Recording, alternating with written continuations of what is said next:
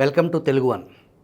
Senior journalist Alapati Suresh Kumar విధ్వంసం రచయిత రాసిన ఎడిటోరియల్ నుంచి ఈ వీడియోలా.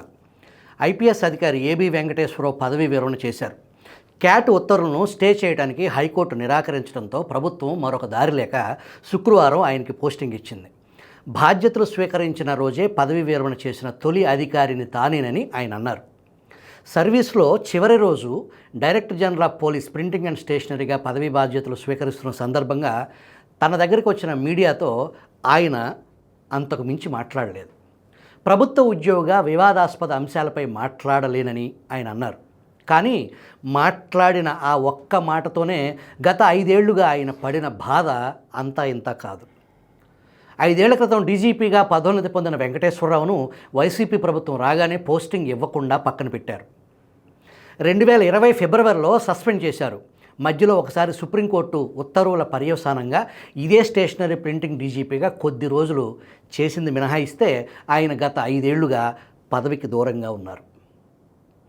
ఐపీఎస్ అధికారిగా ఆల్ ఇండియా సర్వీస్లో చేరి 30 ఏళ్లు కష్టపడి డీజీపీగా పదోన్నతి పొందిన తర్వాత ఉద్యోగానికి దూరం కావటం ఆ బాధ అనుభవించిన వాడికి తెలుస్తుంది. ఆ వ్యక్తి కుటుంబ సభ్యులకు తెలుస్తుంది. లేని అవినీతి ఆరోపణలు సృష్టించి సస్పెండ్ చేసినప్పుడు, బట్టకాల్చి నెత్తినేసినప్పుడు ఆ గాయాల బాధ పడినవాడికి మాత్రమే తెలుస్తుంది. ఎంత సహానుభూతి ఉన్నవారైనా కానీ ఆ మనస్తాపాన్ని పూర్తిగా అర్థం చేసుకోలేరు. మానసికంగా ఎంత నలిగిపోయారో తెలియదు. కానీ వెంకటేశ్వరరావు ప్రభుత్వ కక్ష సాధింపు ధీరోద్దత్తంగా ఎదుర్కొన్నారు. సుదీర్ఘకాలం పాటు సాగిన పోరాటంలో న్యాయం వెంటనే దొరకలేదు. భారతదేశంలో న్యాయ వ్యవస్థ నడక, అందున ఉన్నత న్యాయస్థానాల్లో జరిగే జాప్యం తెలిసినవే అయినా ఇలాంటి కేసుల్లో అవి మరింత బాధాకరంగా ఉంటాయి.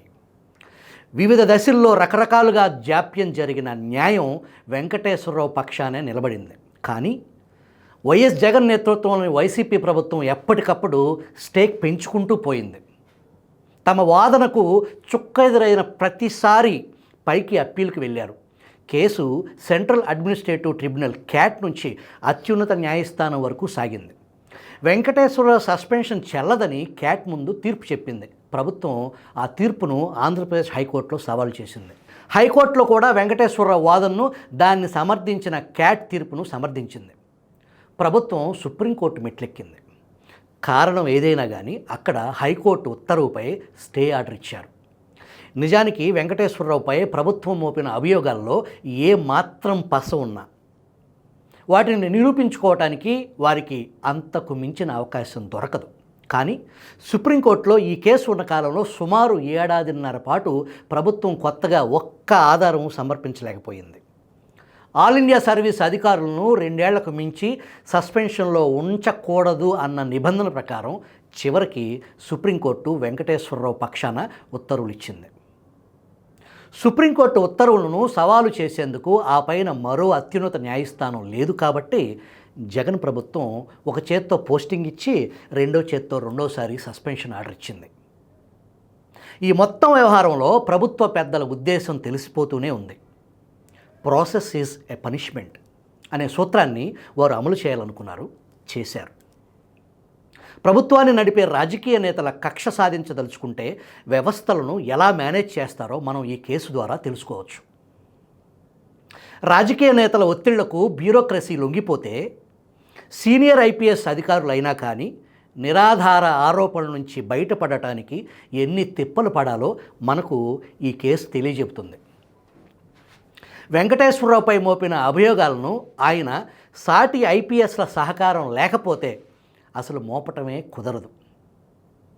అభియోగాలు మోపటమే కాకుండా ఆయనకు దేశద్రోహి లాంటి విశేషణాలు కూడా తగిలించారు. తీరా చూస్తే వెంకటేశ్వరరావుకి ఇచ్చిన ఛార్జ్ మెమోలో ముందు ఆయనపై చేసిన ఆరోపణలో ఒక్కటి కూడా చేర్చలేదు. దీన్ని బట్టే ఆ ఆరోపణ లక్ష్యం అర్థం చేసుకోవచ్చు. తనపై వచ్చిన ఆరోపణలను దర్యాప్తు చేశాడంటున్న డీఎస్పీని విచారణకు పిలిపించాలన్న వెంకటేశ్వరరావు విజ్ఞప్తిని విచారణ అధికారి పెడచెవిన పెట్టారు. తనపై ఆరోపణల చిట్టా ఒకటి తయారు చేసి మీడియాకు పంపిణీ చేసిన సీఎం పిఆర్ఓను విచారణకు పిలిపించాలన్నా కూడా ఆ విచారణ అధికారి అంగీకరించలేదు. న్యాయస్థానం ఉత్తర్వుల ప్రకారం ఎప్పటి నుంచి సర్వీస్లో ఉన్నట్లు పరిగణించాలో కూడా ఉన్నతాధికారులు తప్పుగా లెక్కవేశారు. మళ్ళీ అక్కడ కూడా న్యాయ వివాదానికి ఆస్కారం కల్పించే పరిస్థితి అన్నమాట. వ్యక్తుల బలహీనతలు వ్యవస్థలను ఎంతలా బలహీనపరిచేది తెలుసుకునేందుకు ఈ వ్యవహారం మనకు ఒక కేస్ స్టడీ కింద పనికొస్తుంది. ఈ ఆరోపణలు రాకముందు వెంకటేశ్వరరావు సర్వీసులో ఎలాంటి బ్లాక్ మార్కు లేదు. పనిచేసిన ప్రతి చోట నిజాయితీగా ప్రొఫెషనల్గా పనిచేశారన్న పేరు సంపాదించుకున్నారు.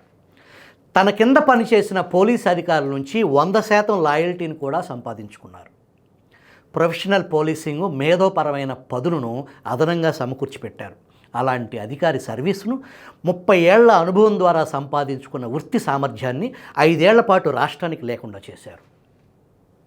పగ సాధించడం ద్వారా పొందాలనుకున్న పైశాచిక ఆనందం తప్ప దీని వెనుక మరొకటి లేదు. ఈ మధ్యలో ఇజ్రాయెల్ సంస్థ నుంచి చంద్రబాబు హయాంలో పెగాసిస్ స్పైవేర్ కొనుగోలు చేశారన్న వైసీపీ ఆరోపణ మనకి ఇదంతా ఎంత రాజకీయ ప్రేరేపితమో అనుమానానికి అతీతంగా వివరిస్తుంది. ఆ స్పైవేరు ప్రైవేటు వ్యక్తులకు విక్రయించరన్న సంగతి అలా ఉంచితే, తాను పదవిలో ఉండగా పెగాసిస్ కొనుగోలు చేయలేదని వెంకటేశ్వరరావు సుస్పష్టంగా ప్రకటించారు. అయినా కానీ వైసీపీ పెద్దలు దీనిపై సభా సంఘాన్ని నియమింపజేశారు. వెంకటేశ్వరరావును సాధించటమే వైసీపీ అసలు లక్ష్యమని అర్థం చేసుకోవటానికి ఇంతకంటే ఇంకేం కావాలి? అయితే ఇంత చేసి కూడా యూనిఫామ్లో రిటైర్ కాకుండా ఆయన్ను అడ్డుకోలేకపోయారు. పైన అనుకున్నట్లు ఒక వ్యక్తికి వ్యతిరేకంగా వైసీపీ ప్రభుత్వం ఈ విషయంలో స్టేక్ పెంచుకుంటూ పోయింది. ఆ క్రమంలో ఆ వ్యక్తిని ఎంత నష్టపరిచినా చివరికి అభాసుకు పాలు కావటం జగన్ ప్రభుత్వం వంతయింది.